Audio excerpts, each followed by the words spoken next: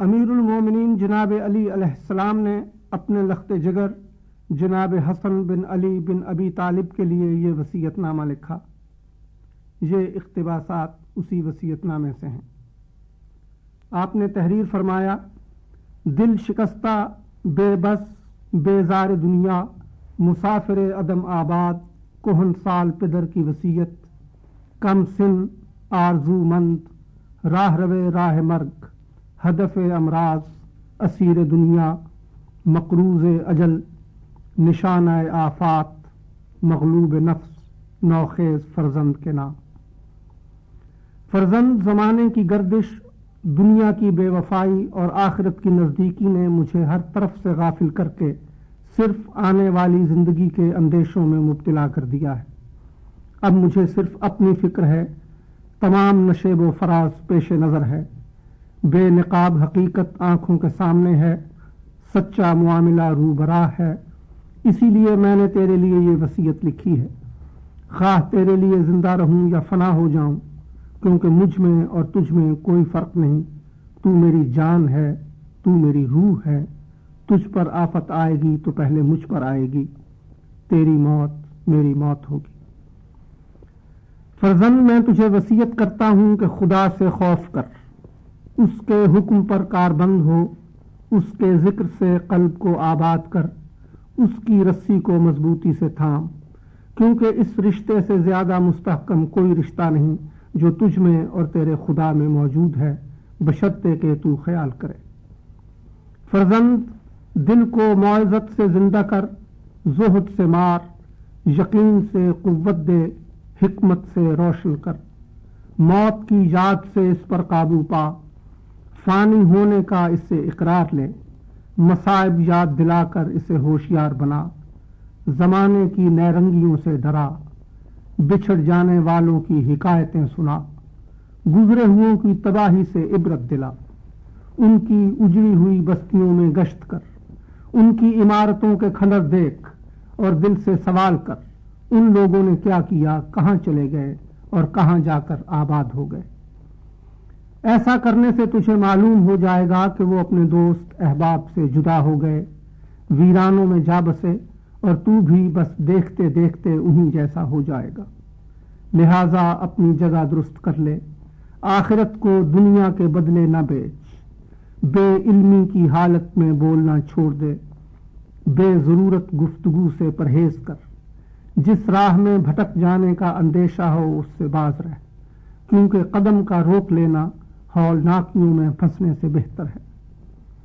تو نیکی کی تبلیغ کرے گا تو نیکوں میں سے ہو جائے گا، برائی کو اپنے ہاتھ سے اپنی زبان سے برا ثابت کر، بروں سے الگ رہ، خدا کی راہ میں جہاد کر جیسا حق ہے جہاد کرنے کا،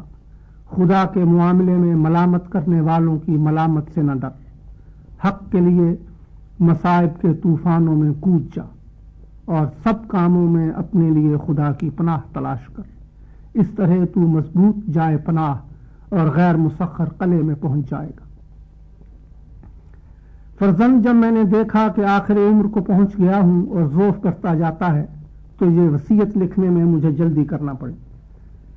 میں نے سوچا کہیں ایسا نہ ہو کہ اس وصیت سے پہلے مجھے موت آ جائے، یا جسم کی طرح عقل بھی کمزور پڑ جائے، یا پھر تجھ پر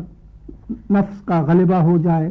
یا دنیاوی فکریں تجھے گھیر لیں اور تو ایک سرکش گھوڑے کی طرح بے قابو ہو جائے۔ نو عمروں کا دل خالی زمین کی طرح ہوتا ہے جو ہر بیج قبول کر لیتی۔ اسی خیال سے میں نے وصیت لکھنے میں جلدی کی، تاکہ تو دل کے سخت ہونے اور ذہن کے دوسری طرف لگ جانے سے پہلے اس معاملے کو سمجھ لے، جس کے تجربے اور تحقیق سے اگلوں نے تجھے بے نیاز کر دیا ہے، اس کی راہ کی تگ و دو اور تجربے کی تلخیوں سے تجھے بچا لیا ہے۔ وہ چیز تیرے پاس بلا کلفت پہنچ رہی ہے جس کی جستجو میں ہمیں خود نکلنا پڑا تھا۔ اب وہ سب کچھ تیرے سامنے آ رہا ہے جو شاید ہماری نگاہوں سے اوجھل رہ گیا ہو۔ فرزند، میری عمر تو اتنی نہیں جتنی اگلوں کی ہوا کرتی تھی، تاہم میں نے ان کی زندگی پر غور اور ان کے حالات میں تفکر کیا ہے، ان کے پیچھے بحث و جستجو میں نکلا ہوں، حتیٰ کہ اب میں انہی میں کا ایک فرد ہو چکا ہوں۔ بلکہ ان کے حالات سے حد درجہ واقف ہونے کی وجہ سے گویا ان کا اور ان کے بزرگوں کا ہم سن بن گیا. اسی طرح یہاں کا تلخ و شیریں، سفید و سیاہ، سود و زیاں سب مجھ پر کھل گیا ہے. اس سب میں سے میں نے تیرے لیے ہر اچھی بات چن لی ہے اور ہر خوشنما چیز منتخب کر لی ہے. ہر بری اور غیر ضروری بات کو تجھ سے دور رکھا ہے. فرزند، تیری جس بات سے میں خوش ہوں گا وہ یہ ہے کہ تو خدا سے خوف کرے، اس کے فرائض کی انجام دہی میں کوتاہی نہ کرے، اپنے اسلاف اور خاندان کے پاک بزرگوں کی راہ پر گامزن ہو، کیونکہ جس طرح آج تو اپنے آپ کو دیکھتا ہے اسی طرح کل وہ بھی اپنے آپ کو دیکھتے تھے، اور آخر تجربوں نے انہیں مجبور کر دیا کہ سیدھی راہ پر آ جائیں اور فضول باتوں سے پرہیز کریں. لیکن اگر تیری طبیعت یہ قبول نہ کرے اور انہی کی طرح بذات خود تجربے حاصل کرنے پر مصر ہو تو بسم اللہ، تجربہ شروع کر، مگر عقل و دانائی کے ساتھ، شبہوں اور بحثوں میں بے عقلی سے الجھ کر نہیں. اور اس سے پہلے کہ تو یہ کام شروع کرے اپنے خدا سے مدد کا خواستگار ہو، اس کی توفیق کا طالب ہو اور ہر قسم کے شبہات سے پرہیز کر، کیونکہ شبہات تجھے حیرت و گمراہی میں ڈال دیں گے. اور جب تجھے یقین ہو جائے کہ قلب صاف ہو کر قبضے میں آ گیا ہے، عقل پختہ ہو کر جم گئی ہے اور ذہن میں یکسوئی پیدا ہو چکی ہے، تو اس وقت اس وادی میں قدم رکھ، ورنہ تیرے لیے یہ راہ تاریک ہوگی اور تو اس میں بھٹکتا پھرے گا. حالانکہ طالب دین کو نہ بھٹکنا چاہیے نہ حیرت میں پڑنا چاہیے. ایسی حالت میں طالب دین کے لیے اس راہ سے دور رہنا ہی بہتر ہے. فرزند، میری وصیت خوب سمجھ اور جان لے، جس کے ہاتھ میں موت ہے اسی کے ہاتھ میں زندگی بھی ہے. جو پیدا کرتا ہے وہی مارنے والا بھی ہے، جو فنا کرتا ہے وہی حیات نو بھی بخشتا ہے، اور جو مصیبت میں ڈال کر امتحان لیتا ہے وہی نجات بھی دیتا ہے. بیٹے، یقین کر، دنیا کا قیام اللہ کے اس ٹھہرائے ہوئے قانون پر ہے کہ انسان کو نعمتیں بھی ملتی ہیں اور ابتلاء و آزمائش بھی پیش آتی ہے، اور پھر آخرت میں آخری جزا دی جاتی ہے جس کا ہمیں علم نہیں. اگر کوئی بات تیری سمجھ میں نہ آئے تو انکار نہ کر دے، بلکہ اسے اپنی کم سمجھی پر محمول کر کے غور کر، کیونکہ اول تو جاہل ہی پیدا ہوا تھا، پھر بتدریج علم حاصل ہوا، اور ابھی نہ معلوم کتنی باتیں ہیں جن سے تو لا علم ہے، جن میں تیری عقل حیران رہ جاتی ہے اور بصیرت کام نہیں دیتی. لیکن پھر ان باتوں کا تجھے علم ہو جاتا ہے، پس تیری وابستگی اسی ذات سے ہو جس نے تجھے پیدا کیا ہے اور رزق دیا ہے، اسی کے لیے تیری عبادت ہو،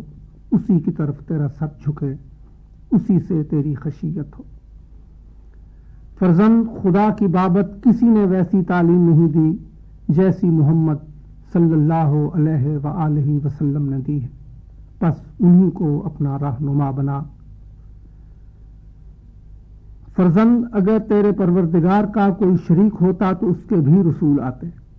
اس کی سلطنت و حکومت کے بھی آثار دکھائی دیتے، اس کے افعال و اعمال بھی ظاہر ہوتے، مگر نہیں.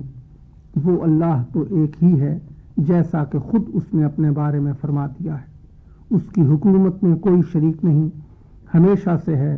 ہمیشہ رہے گا، سب سے اول ہے مگر خود اس کی ابتدا نہیں، سب سے آخر ہے مگر خود اس کی انتہا نہیں. اس کی شان اس سے کہیں بلند ہے کہ قلب کے تصور اور بصر کے ادراک پر اس کی ربوبیت موقوف ہو. This program is the sole property of Pakistan Broadcasting Corporation, Islamabad. Piracy in this regard is illegal.